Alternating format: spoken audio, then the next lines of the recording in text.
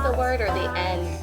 And at the end. In your daily literacy block, you'll often introduce new phonics concepts, but some days are for reinforcing skills. Watch Nicole Ormandy from AIM Academy in Conshohocken, Pennsylvania, as she leads second graders through a review lesson on dividing multisyllable words. All right, so we're going to get into our phonics lesson today. She starts with a listening game to capture their attention. This particular game focuses on listening for syllables in words, which preps them for the work to come. What's going to happen is I'm going to say a word, and I want you to tell me the syllables in it. Listen to this word. Book club. Ready? You do it with me. Book club. If I say express, the word? Express. Right, and so I had X, I had press, I have now express. Donate. Donate. Perfect. Next up in her lesson, Miss Ormandy uses flashcards to help her kids become more automatic at matching letters to sounds. This helps bridge the gap between recognizing sounds and reading words. I'm going to show you a letter. You're going to tell me the sound when I say sound. Sound. Sound. Let's try again. The sound, not the letter name. You tell us. You got it. Accuracy is essential here. Miss Ormandy listens to her students carefully and provides corrective feedback in the moment. Watch as she provides direct instruction on the articulation of the digraph TH. Interesting. Anna's saying th.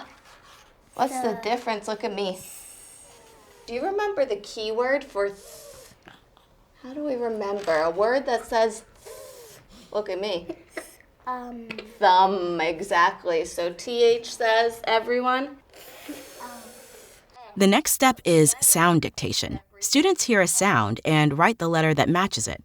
While warming up with flashcards develops automaticity for reading, this step boosts automaticity for spelling.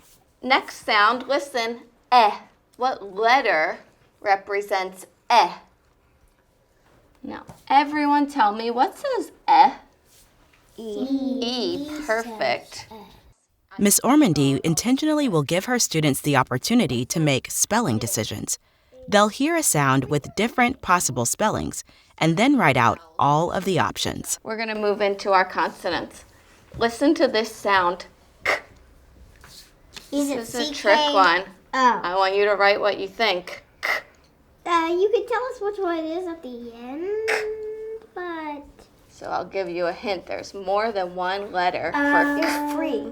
There's 3 options. Good idea. Should I just write all 3? I want you to write all 3.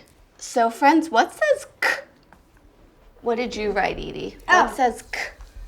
CK and C and K. Perfect. Having this dedicated time to work with the sound-letter connection helps students as they move on to spelling words. Tell me the sounds in snack. N, A, K. Now tell me the letters. S, N, A, C, K. Perfect. Why is it CK? Because there's a short vowel? Yeah. It is the last sound right after a short vowel. That's exactly why you use CK. Perfect. After practicing dictation with individual words, students jump into reading phrases and sentences. Miss Ormandy deliberately switches between reading and writing to show how one skill supports the other. We're going to have you two read some phrases. I want you to read this one. Go ahead. The truck stop. Perfect. And you read this one. A crab. A crab. You need to get crab. This is not B. This is P. right. So the whole word is T or app. Trap. Perfect. Nice job. The whole phrase. A crab trap. Perfect. A crab trap. In the last part of her lesson, Miss Ormandy reviews how to break down multisyllable words. What I have here is 2 vowels. What are my 2 vowels in this whole word?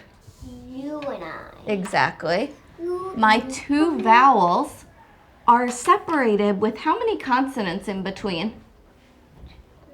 2 consonants. I separated right in the center. So I found my 2 vowels, I found my 2 consonants and I divided the word right in between. Finally, students get the chance to practice the steps of dividing a multisyllable word that has 2 closed syllables.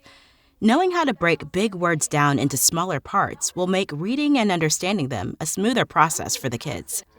2. So where should I divide it? In the middle. Can you do it? Can you read the word for me? Goblin. Good. And this first sound is g. So try again. Goblin. Goblin, right? We hear that word at Halloween oftentimes, goblin. Find my vowels. Perfect. Find my consonants between them. B And O. Exactly. So divide right between. Following this instructional roadmap provides opportunities for students to fine-tune their phonics skills, a crucial step on the path to fluency. Next up in a review lesson such as this would be an oral reading of connected text. Extend. Perfect. Reading Universe is made possible by generous support from Jim and Donna Barksdale, AFT, the Emily Hall Tremaine Foundation, and anonymous donors. Special thanks to AIM Academy and the AIM Institute for Learning and Research. If you enjoyed this video, please subscribe to our YouTube channel at Are You Teaching? Reading Universe is a service of WETA Washington, D.C., the Barksdale Reading Institute, and First Book.